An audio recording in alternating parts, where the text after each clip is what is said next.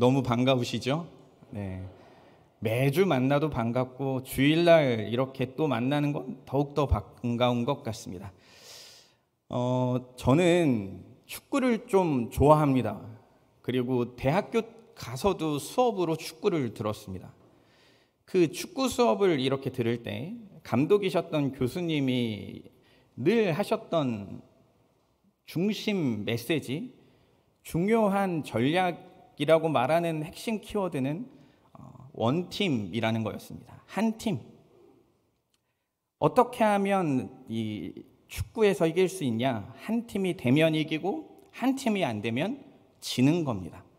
저는 오늘 말씀을 준비하면서 이 교수님, 감독님의 말이 언뜻 생각났습니다. 아, 그렇지. 교회도 마찬가지구나. 교회는 누군가에게 싸워서 승리하기 위하여 한 팀이 된 게 아니라 거룩하시고 위대하신 하나님의 사랑을 우리가 모두 동일하게 받았기 때문에 우리는 하나이구나. 포도나무에 접붙여진 가지처럼 우리는 예수 그리스도와 연합했으니 하나이구나 라는 거였습니다. 오늘은 이 하나됨을 위한 점검 리스트를 여러분과 함께 나눠보려고 합니다. 어떻게 하면 우리가 하나 될 수 있을까라는 것이죠. 그리고 그 이야기를 시작하기 전에 보네퍼 목사님의 글로 이야기를 시작해 보려고 합니다. 한번 함께 읽어볼까요? 시작. 첫째, 그리스도인의 형제 공동체는 이상이 아니라 거룩한 현실이다. 둘째, 그리스도인의 형제 공동체는 인간적인 현실이 아닌 영적 현실이다. 보네포 목사님이 성도의 공동생활이라는 책에서 이런 이야기를 합니다. 여기서 말하는 이 이상이란 생각할 수 있는 가장 완전한 상태, 그 상태를 이상이라고 말하죠. 그래서 보통 우리가 보면 저 사람은 이상을 좀 추구하는 사람 같아 할 때 그 이상입니다. 그런데 그 이 책에서 말하는 논지는 뭐냐면 교회 공동체는 생각할 수 있는 가장 완전한 상태를 추구하지 않아야 한다는 겁니다. 우리가 추구해야 할 건 교회라고 하는 공동체는 하나님께서 일하신 그 영적인 현실, 하나님의 은혜를 통하여 누리고 살아가는 곳이다 라는 것이죠. 우리는 교회 생활을 할 때 가끔 우리가 생각하는 이상을 다른 사람에게 더 씌웁니다. 장로님이라면 이렇게 해야죠. 목사님이라면 매일 기도 1시간 해야 되는 거 아닙니까? 권사님이라면 매일 새벽 기도 나와야 되는 거 아닙니까? 성도라면 이렇게 살아야 되는 것 아닙니까? 하는 그 이상을 더 씌워 살아간다는 것이죠. 보네포 목사님의 말처럼 우리는 교회를 바라볼 때 나의 이상을 더 씌워 살아가는 공동체가 아니라 하나님이 가르쳐 주신 말씀을 누리고 살아가는 공동체가 되길 주님의 이름으로 축복합니다.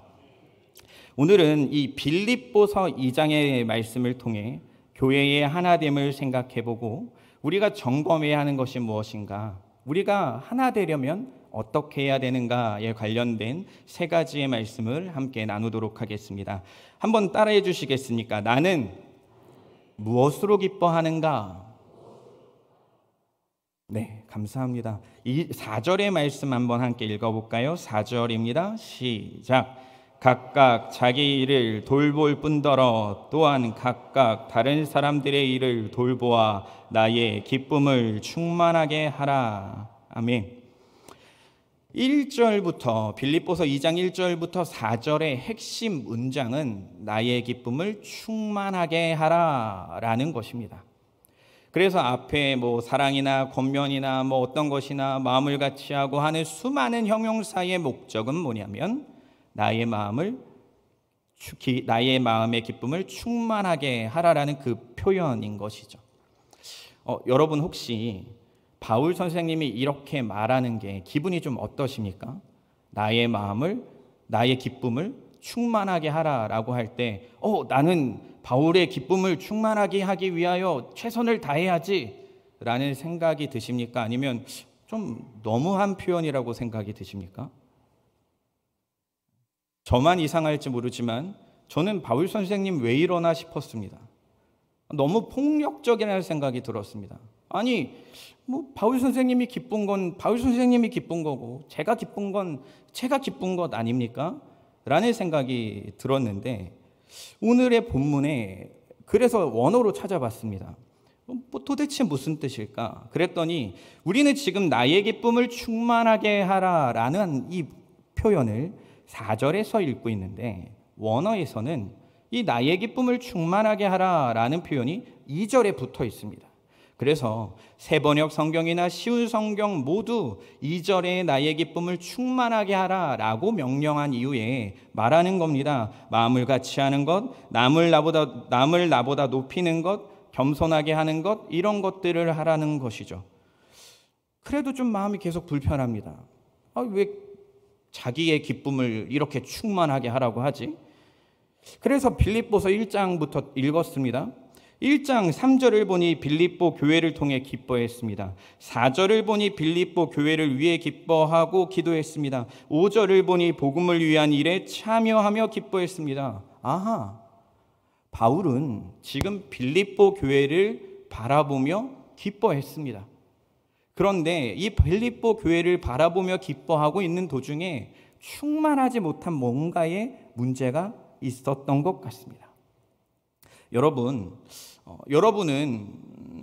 이 교회를 통해 기쁨을 누리고 계십니까? 교회만 생각하면 너무 기쁘고 웃음이 나고 막 이 아드레날린이 솟으면서 교회 생각하면서 밥 먹으면 너무 밥도 마시고 그러십니까 혹시? 지금 바울이 그렇다는 겁니다.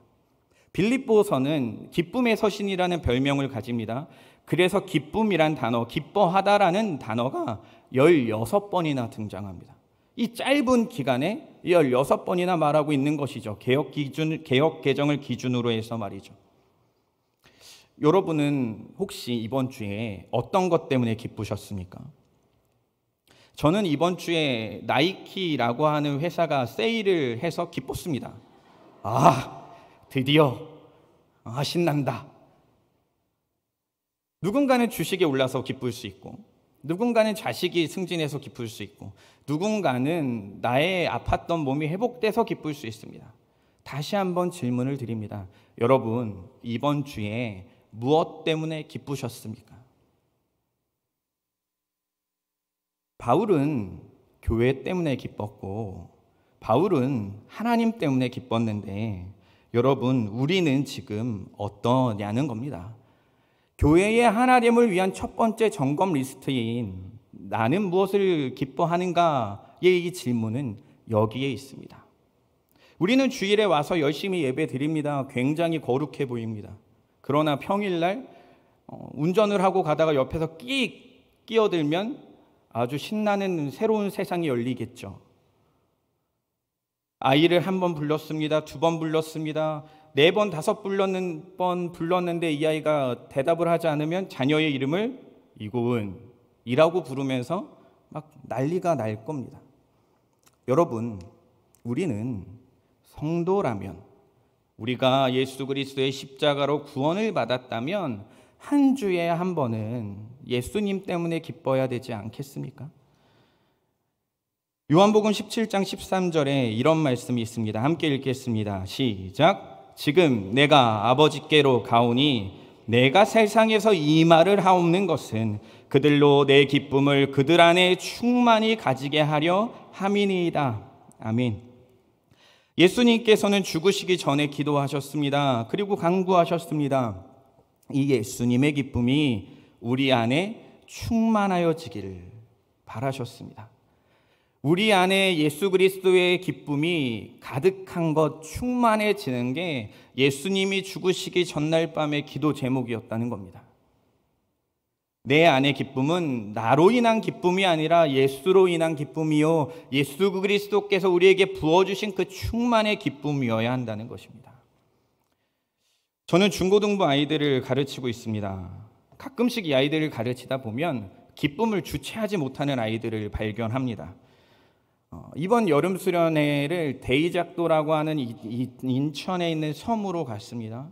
그리고 3박 4일이라는 긴 시간을 기획했습니다.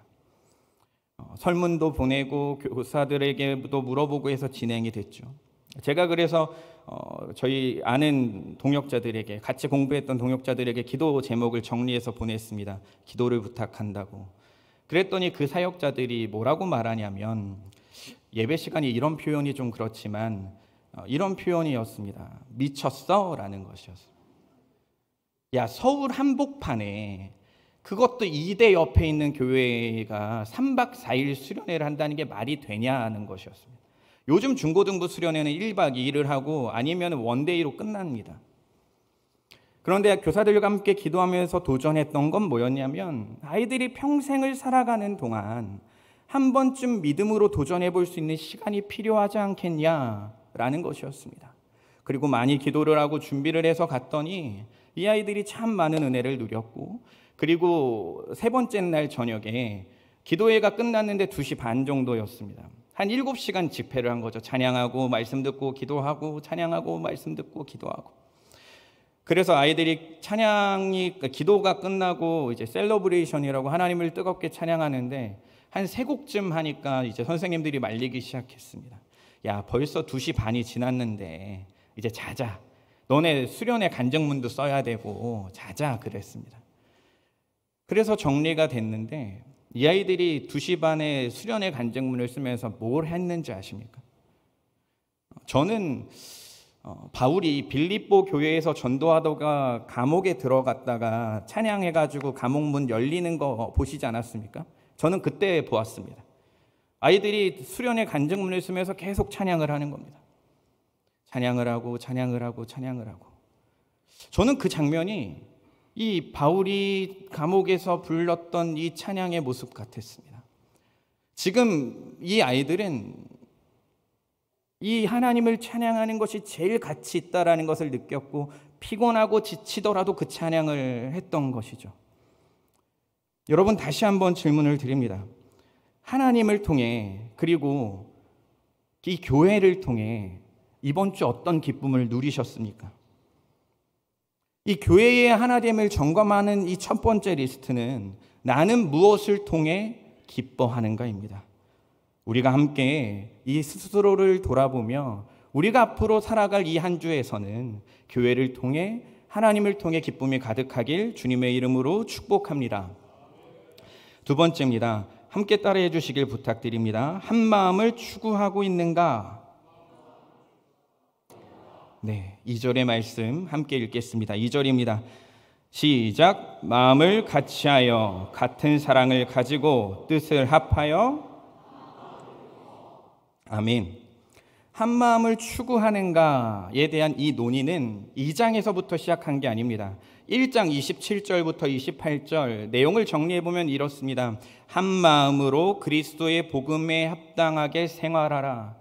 마음을 같이하여 복음에 합당하게 생활하라 라고 하는 문장이 정리됩니다. 그리고 나서 2장 1절, 우리가 읽었던 본문의 1절은 이어서 표현합니다. 그러므로 사랑이나 권면이나 이런 것들이 있어야 되지 않냐는 것이죠. 성경 전체가 말하고 있는 것 또한 하나됨이고, 빌립보서 1장 후반부에서 2장 초반부에까지 이야기하는 것도 이 하나됨입니다. 그런데 이 1장 27절에서 말하는 복음에 합당하게 생활하라 라고 하는 이 생활하라 라는 표현이 생각보다 조금 특이한 해석이 됩니다. 뭐냐면 도시의 시민으로 산다는 것이죠. 한번 따라해 주시겠습니까? 도시의 시민으로 산다. 이 생활하다라는 건 어떤 것에 소속되어 산다라는 것입니다. 나는 지금 어떤 시민권을 가집니까? 여러분은 어떤 시민권을 가지고 계시죠? 네, 이게 지금 했던 말씀을 밖에 나가서 하면 이상해집니다. 네, 밖에서는 대한민국의 시민권이 있다고 말씀하셔야 됩니다. 그리고 우리는 교회에서 너무나도 자연스럽게 하늘의 시민권, 하나님 나라의 시민권이 우리에게 있다고 말합니다. 이것은 소속의 문제이죠. 이 말은 우리가 하나님 나라의 동일한 소속이라는 거고, 삼위 하나님께서 우리에게 믿음을 선물로 주셔서 우리가 이 신년교회로 함께 있으니 우리는 하나님 나라의 소속이며 또 작은 카테고리로 보면 이 신현교회의 소속이라는 겁니다. 그러니 우리는 하나가 되어야 한다는 것이죠. 이 한마음을 갖는 건 또한 신앙의 본질이기도 합니다. 하나님, 예수님, 성령님을 우리는 뭐라고 부르죠? 삼위일체다, 삼위 하나님이다 라고 말합니다. 그래서 누군가는 이것을 설명하기 위해 집에서는 아빠, 회사에서는 대리, 교회 와서는 집사, 이것을 삼위일체로 설명하기도 하고, 누군가는 태양의 빛, 태양의 온도, 태양의 그 느낌을 삼위일체로 설명하기도 합니다. 그러나 이 모든 비유와 설명은 완벽하신 하나님의 삼위일체를 설명할 수 없는 부족함을 갖고 있습니다. 그래서 저는 이 삼위일체는 믿는 것이지 설명하는 것은 아니라는 생각을 합니다. 여러분, 이러한 삼위 하나님께서 우리에게 뭐라고 말씀하셨냐면 요한복음 17장 11절 함께 읽겠습니다. 시작. 우리가 하나인 것 같이 그들도 하나가 되게 하옵소서. 아멘. 21절도 함께 읽겠습니다. 시작. 아버지께서 내 안에 내가 아버지 안에 있는 것 같이 그들도 다 하나가 되어 우리 안에 있게 하사 세상으로 아버지께서 나를 보내신 것을 믿게. 아멘. 예수님께서 죽으시기 전날 밤 기도하셨습니다. 그것은 우리 안에 기쁨이 충만하게 해달라는 그 기도였고, 두 번째 이 기도는 우리가 하나인 것처럼 그들도 하나가 되게 해달라는 겁니다. 삼위 하나님께서 하나인 것처럼 우리도 하나가 되게 해달라는 것입니다. 이것이 예수님의 기도의 제목이었다는 겁니다. 아버지께서 내 안에 내가 아버지 안에 있는 것 같이 예수님과 하나님과의 관계와 같이 우리 안에 있게 하사 세상으로 아버지께서 나를 보내신 것을 믿게 하옵소서. 여러분, 우리는 이 하나님 예수 그리스도의 기도를 들었습니다. 우리는 어떤 존재입니까? 삼위 하나님이 하나인 것처럼 하나 되어야 하는 존재입니다. 예수님께서는 이 삼위 하나님께서 하나이듯이 우리에게 말씀하셨습니다. 이건 어떻게 가능할까요? 삼위 하나님이 하나인 것처럼 우리가 하나 되는 것, 생각보다 심플합니다. 예수님을 포도나무라고 말합니다. 그리고 우리는 뭐라고 말하죠? 가지라고 말합니다. 가지라고 말해서 이 가지가 있습니다. 그런데 우리는 이 하나 되어진 것 같은 우리의 이 가지의 모습에서 때론 너무 다른 사람을 만나지 않습니까? 저는 즉흥적인데 누군가는 계획적이고, 나는 감성적인데 누군가는 이성적인 사람을 볼 수 있습니다. 누군가는 이것이 더 가치 있는 일인데 내가 보기엔 이것이 가치가 없는 것 같습니다. 그건 뭐냐면 나는 동쪽에 있는 나무고 저 사람은 서쪽에 있는 가지인 겁니다. 나는 동쪽에 붙은 가지고 저 사람은 서쪽에 붙은 가지입니다. 결국엔 무슨 말이죠? 우리는 나무에 붙어있는 가지라는 것입니다. 교회 사역을 하다 보면 꺼지지 않는 열정과 불꽃 같은 의지를 가지신 분들이 있습니다. 그래서 이런 분들은 이런 말씀을 나누면 와, 하나됨, 야, 내가 하나 돼야겠다. 근데 성경은 이 하나됨을 그렇게 할 수 없는 것이라고 말합니다. 그렇다면 이 하나됨은 어떻게 이루어갈 수 있겠습니까? 7월 달에 3, 4교구가 소풍을 갔었습니다. 소풍을 위해서 TF팀을 이렇게 만들고 간식도 준비하고 이렇게 했습니다. 한 85명의 사람들이 갔다 왔습니다. 아이들까지 합쳐서. 근데 이 소풍을 준비했던 사람들의 이야기를 한 사람 한 사람 듣는데, 어떤 사람은 양파를 하루 종일 까고 90명이 먹어야 되니까, 누군가는 고기를 하루 종일 채고, 누군가는 간식을 90인분을 트레이더스 가가지고 차에 가득가득 채워서 오고, 또 누군가는 고기를 열심히 젓고 있는 겁니다. 저 사람 누구지? 권사님이 오셔서 도와주나 했더니 처음 그 공동체에 왔던 자매가 고기를 볶고 있었습니다. 너무나도 황당한 사건 아닙니까? 아빠들은 네 자식 따지지 않고 놀아주고, 엄마들은 열심히 아이들을 챙기고 했습니다. 저는 그 장면을 보면서 이 한 마음을 품는다는 건 삼위 하나님처럼 하나가 돼야지 의지라고 생각하는 거룩한 부담감이나 혹은 불꽃 같은 의지로 되는 게 아니라 간단한 하나로 되는구나라는 것을 발견했습니다.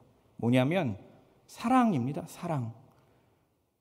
이 공동체가 좋고 하나님이 좋고 이 사람들이 좋으니 그렇게 할 수 있었던 겁니다.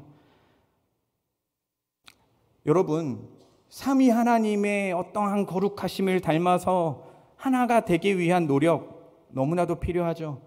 내가 예수 그리스도와 하나가 되었으니 그 사람들과 함께 동행하는 거 너무나도 중요하죠. 그런데 그 전에 우리에게 필요한 게 하나가 있다는 겁니다.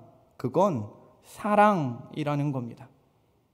여러분, 옆에 있는 분에게 한번 이렇게 느끼하게 물어봐 주시겠습니까? 사랑하십니까?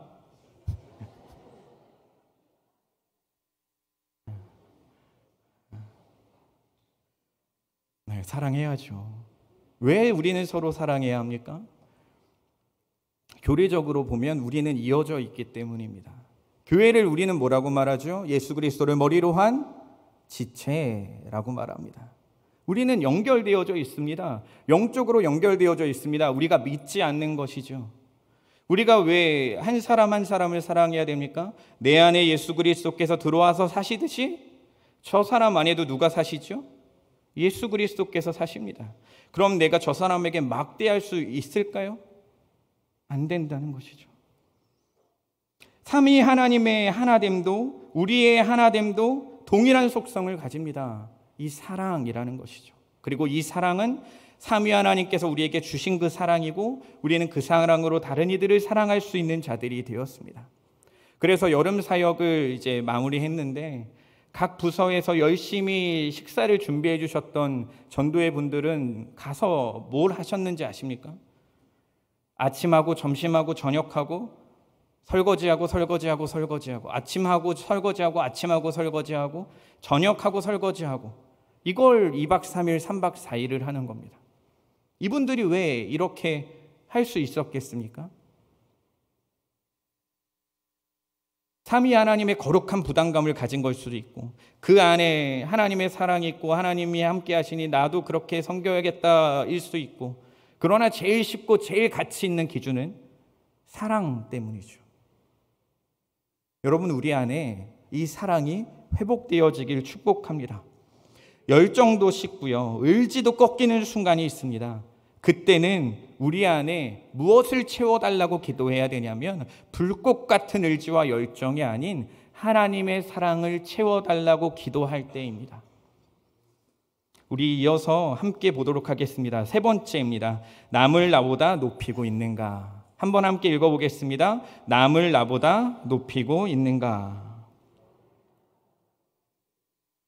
3절과 4절 함께 읽겠습니다. 시작. 아무 일에든지 다툼이나 허영으로 하지 말고 오직 겸손한 마음으로 각각 자기보다 남을 낮게 여기고 각각 자기 일을 돌볼 뿐더러 또한 각각 다른 사람들의 일을 돌보아 나의 기쁨을 충만하게 하라. 아멘. 교회에서 남을 나보다 높이는 것 여러분 잘 되고 계십니까? 저 사람보단 그래도 내가 찬양을 좀 더 잘하고 그래도 내가 저 사람보다는 새벽 기도를 좀 하고 그래도 내가 저 사람보다는 예배에 빨리 오니까 내가 좀 더 괜찮은 사람처럼 느껴질 때가 있습니다. 아니면 교회에서 여러 가지 일들을 진행할 때 다툼이나 허용으로 될 때가 있습니다. 빌립보서 4장도 그랬습니다. 요디아와 순두개가 교회에 좋은 일들을 이루려고 하다가 각자의 의견이 부딪혀서 싸우기 시작했습니다. 그래서 오늘 본문에서도 이런 얘기를 하는 겁니다. 한 마음을 가져야 한다고요. 그런데 아무리 좋은 일을 하려고 하다가도 감정 싸움이 되면 회복이 어렵습니다. 남을 나보다 높이는 건 생각보다 어려운 것 같습니다. 저는 어렸을 때 더 그랬던 것 같습니다. 어린 시절 저는 화가 좀 있는 편이었습니다. 어떻게 지금 좀 저는 화가 있어 보이십니까? 굉장히 거룩해 보이죠? 양복도 입고 넥타이도 하고 시계도 하고 굉장히 클래식하게 서 있으려고 노력 중인데 여러분 제가 그 어린 시절 화가 좀 이렇게 있을 때 한 23년 정도 된 것 같습니다.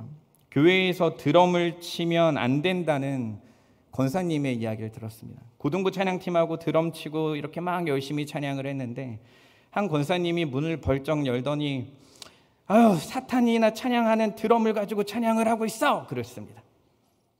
그래서 제가 어떤 사람이었다고요? 화가 좀 있었다는. 그래서 찬양팀한테 잠깐만요 하고 마이크를 내려놓고 쫓아가서 한마디 했습니다. 권사님, 그러면 전 세계에 드럼을 치고 찬양하는 모든 교회는 사단을 찬양하는 곳이겠군요. 그런 곳이겠군요. 제가 그 교회들한테 얘기를 해줘야겠습니다. 이런 식으로 말을 한 거죠. 그리고 저녁에 집에 들어갔습니다. 그런데 그런 거 있잖아요. 문을 딱 열자마자 공기가 이상합니다.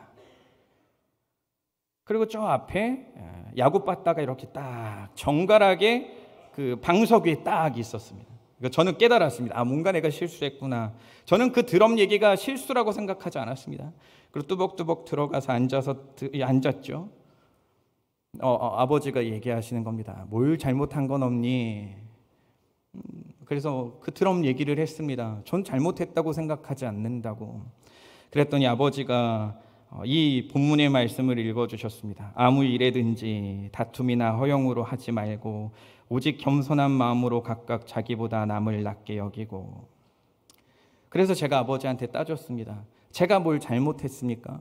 그렇게 힘들게 모여서 찬양하는 애들한테 사단이나 찬양하는 거라고 얘기하면 저라도 얘기해야 되는 거 아닙니까? 그랬더니 아버지가 아무 일에든지 다툼이나 허영으로 하지 말고. 제가 또 따졌습니다. 아무 일에든지 다툼이나 허영으로 하지 말고 오직 겸손한 마음으로 각각 자기보다 남을 낮게 여기고. 그리고 저는 인정하고 열심히 빠따를 맞았죠. 여러분, 남보다 내가 더 잘난 것 같지 않습니까? 내 생각이 맞는 것 같지 않습니까? 자연스러운 논리입니다. 그리고 요즘 세상은 내가 맞다고 가르치는 시대입니다. 그런데 이런 삶을 도대체 어떻게 살아야 되겠습니까? 우리 성경은 너무나도 놀랍게 이 이야기를 알려줍니다. 5절 함께 읽겠습니다. 5절입니다. 시작.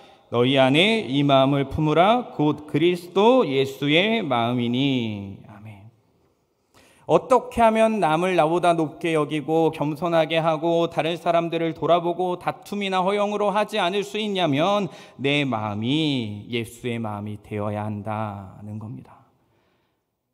8절, 이 예수의 마음이 무엇인지 가르치는데 8절 함께 읽겠습니다. 시작. 사람의 모양으로 나타나사 자기를 낮추시고 죽기까지 복종하셨으니 곧 십자가에 죽으심이라. 아멘. 예수님의 마음이란 결국 뭐냐면 죽음입니다. 우리는 예수 그리스도와 함께 죽었습니다. 이런 관점에서 보면 우리는 내가 남을 나보다 높게 여기지 못하는 이유는 내가 살았기 때문이죠. 예수님이 십자가에서 피 흘려 죽으셨음에도 불구하고 내가 계속 살아나는 겁니다. 나를 죽이는 것은 불교에서 하는 수양을 하는 게 아닙니다. 아니면 옛날 어머니들처럼 불강력적으로 벙어리 3년, 기머거리 3년, 장님 3년 하는 게 아닙니다. 이것은 믿는 겁니다. 사단은 계속 말할 겁니다. 너가 뭐가 죽었냐고, 넌 죽을 필요 없다고. 그러나 성경은 계속적으로 말합니다. 너는 죽었다고 말이죠. 이것은 무섭고 어려운 일이 아니라 믿어야 할 일입니다. 왜냐하면 우리가 세례받을 때 다 이 믿음을 고백했었습니다. 로마서 6장 3절에서 4절입니다. 함께 읽겠습니다. 시작. 무릇 그리스도 예수와 합하여 세례를 받은 우리는 그의 죽으심과 합하여 세례를 받은 줄을 알지 못하느냐. 그러므로 우리가 그의 죽으심과 합하여 세례를 받음으로 그와 함께 장사되었나니 이는 아버지의 영광으로 말미암아 그리스도를 죽은 자 가운데서 살리심과 같이 우리로 또한 새 생명 가운데서 행하게 하려 함이라. 아멘. 우리는 예수 그리스도와 함께 죽었고 우리는 예수 그리스도와 함께 살았습니다. 내가 죽지 않는다, 나는 죽고 싶지 않다는 것은 무엇이냐면 나는 굳이 부활할 이유가 없다는 겁니다. 나는 굳이 천국을 소망할 이유가 없다는 겁니다. 내가 죽어야 부활합니다. 부활하신 예수님의 그 첫 열매를 따라 그 길을 가려면 우리도 함께 이 죽음을 경험해야 하는 것이죠. 그래서 믿음은 나를 죽임에 있습니다. 나를 어떻게 죽이냐가 이 믿음에 있는 겁니다. 세례는 그래서 그리스도 예수와 합하여 그의 죽으심과 합하여 받는 것을 이 세례라고 말하는 겁니다. 우리가 세례를 받았다면 우리는 이미 이 장례를 지낸 것이죠.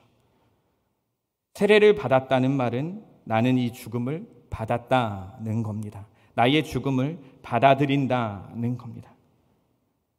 그래서 우리는 예수가 나의 생명이 되신다고 노래하고 고백할 수 있게 되죠. 나를 어떻게 하면 죽일 수 있을까 고민할 것이 아니라 믿어야 할 것입니다. 다시 한번 강조드립니다. 사단은 계속 말할 겁니다. 너는 죽을 필요 없다고. 그냥 너가 하고 싶은 대로 하라고. 세상의 수많은 성공을 이야기하는 책들에서 말하듯이 너가 주인공이라고. 그러나 성경은 그렇게 말하지 않습니다. 사단은 계속적으로 말할 겁니다. 야, 죽어서 천국 갈 정도만 믿으면 되지 않냐고. 예수는 어느 정도 믿고 네 인생을 살라고. 그러나 믿음은 그것을 믿음이라고 하지 않는다라는 것입니다. 믿음은 예수 그리스도가 십자가에서 죽으실 때 나도 죽었다는 것을 믿는다라는 것이죠. 하나님은 다툼과 분리와 당짓는 것을 싫어하지만 사탄은 이것을 매우 기뻐함을 여러분 기억하시기 바랍니다. 내가 원하는 대로 되지 않는다고 화를 내고 내가 원하는 대로 되지 않는다고 막 내 자신을 살리는 것은 예수님이 피 흘려 죽이신 나를 내가 살리고 있는 것임을 기억하시길 바랍니다. 그래서 세 번째, 이 교회의 하나됨을 점검하는 이 리스트는 남을 나보다 높이고 있냐라는 질문입니다. 말씀을 마무리해 보려고 합니다. 설교 초반에 보네포 목사님의 글로 서두를 열었습니다. 우리 교회는요, 이 상을 이루려고 하는 곳이 아닙니다. 하나님이 주신 은혜, 하나님이 주신 믿음, 그걸 다시 믿는, 계속적으로 믿는 그 공동체입니다. 그래서 이 교회의 하나됨을 내가 어떻게 하고 있는가를 돌아보려면 이 세 가지의 질문이 필요한 것 같습니다. 첫 번째, 여러분 무엇을 기뻐하고 계십니까? 여러분을 제일 기쁘게 하는 것은 무엇입니까? 하나님을 찬양하고 예배하는 것이 여러분에게 제일 큰 기쁨이며 충만이 되고 계십니까? 두 번째, 한 마음을 추구하고 계십니까? 삼위 하나님께서 하나이듯이 우리도 한 마음을 추구하고 있습니까? 우리 안에 예수님이 계심을 여러분 발견하고 계십니까? 세 번째, 남을 나보다 높이고 계십니까? 내가 살아있어서 예수와 함께 죽었는데도 불구하고 계속 나를 살려서 저 사람보다 내가 낫다고 말하고 있지는 않습니까? 교회의 하나됨을 소망하는 것은 고도로 경건한 사람이 하는 게 아닙니다. 말씀을 그대로 믿는 사람이 하는 겁니다. 교회의 하나됨은 하나님이 기뻐하시며 도우시고 인도하는 일입니다. 이것이 옳은 것이죠. 혹여나 우리 교회 공동체 중에 하나됨을 위해 수고하고 노력하다가 지치신 분 계십니까? 여러분, 그렇게 하는 것이 맞는 겁니다. 이 하나됨을 위하여 노력하는 것이 맞는 겁니다. 우리가 함께 455장 주님의 마음 본받는 자 찬양하려고 합니다. 후렴에 이런 가사가 있습니다. 주님의 마음 본받아 살면서 그 거룩하심을 나도 이루리라. 우리 이 시간 다 같이 일어나셔서 찬송가 455장 찬양하겠습니다.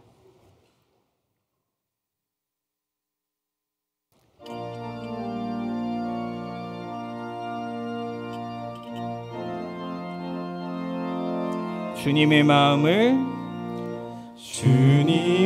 마음을 본받는 자, 그 마음에 평강이 찾아옴은 험악한 세상을 이기리. 하늘에서부터 옵니다. 하늘로부터 임함이로다. 주님의 마음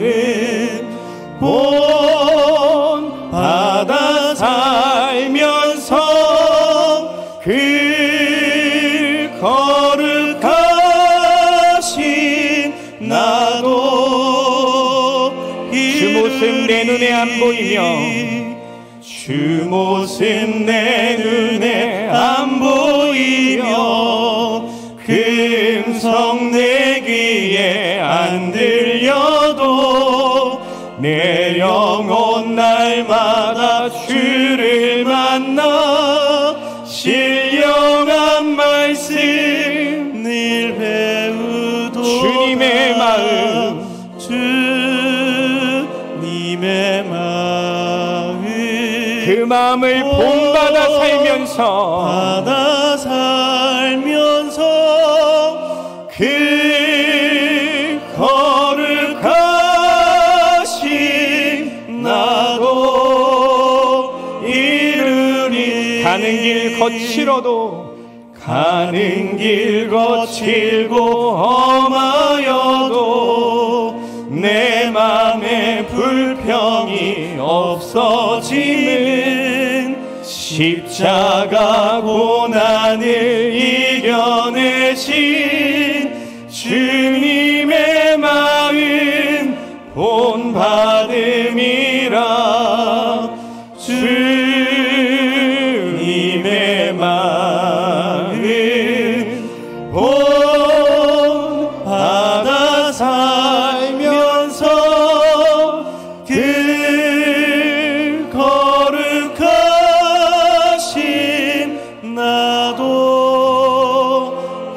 우리 목소리로 찬양합니다. 주 예수 세상에 다시 오실 그날의 무성도 변화하여 주님의 빛나는 그 형상을 다 함께 보며 주 찬양하리. 주님의 마음 주님의 마음 본받아 살면서 그 거룩하신 나도 이루리. 주님의 마음 본받아 살면서 주님의 마음 우리 손을 들고 찬양하겠습니다.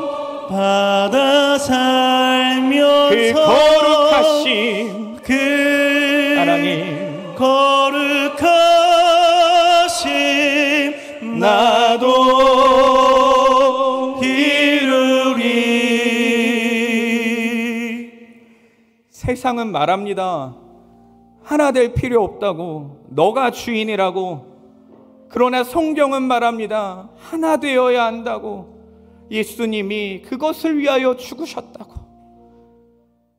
여러분, 우리가 이 시간 함께 기도할 때는 우리가 하나님을 통해 기쁘길 원합니다. 한 마음을 추구하고 싶습니다. 남을 나보다 높이고 싶습니다. 하나님, 이러한 마음으로 우리에게 달라고, 주님의 마음을 통하여 우리가 하나 되어지는 우리가 될 수 있게 달라고 주여 한번 외치고 기도하겠습니다. 기도합니다.